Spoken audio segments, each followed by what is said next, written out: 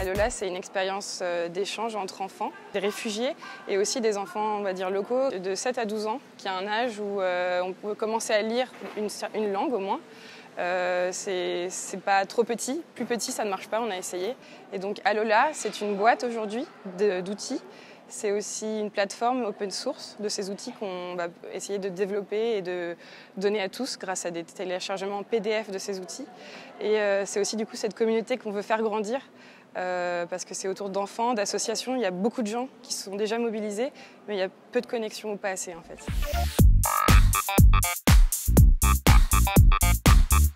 Il y a 6 thématiques culturelles, donc il y a la nourriture, les vêtements, le langage, les villes, la musique. La première boîte, c'est la boîte sur le langage.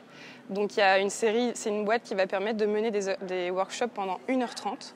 Donc ça commence par un guide qui va donner des conseils à un animateur, qui peut être vous, moi, quelqu'un dans une association, un service civique. Du coup, c'est un guide qui nous explique étape par étape avec des conseils comment mener cet atelier d'1h30. Il y a d'abord un warm-up, un échauffement qui va permettre aux enfants de se présenter, de se découvrir.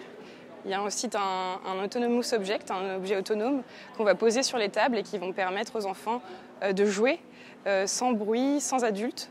Il y a ensuite un petit jeu, un game, qui va donner un peu de challenge aux 2 équipes. Et on finit par une création collective que l'on voudrait par la suite laisser à l'association, qui peut être exposée dans la rue ou dans un lieu peut-être public à la fin.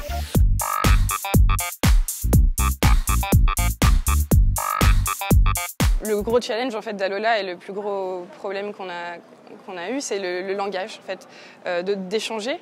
Il y a différents niveaux de langage, de français, du coup, dans ces associations. Et c'est des enfants qui sont bloqués un peu quand ils viennent d'arriver. Et du coup, c'est vraiment le challenge pour nous, c'est d'avoir du fun.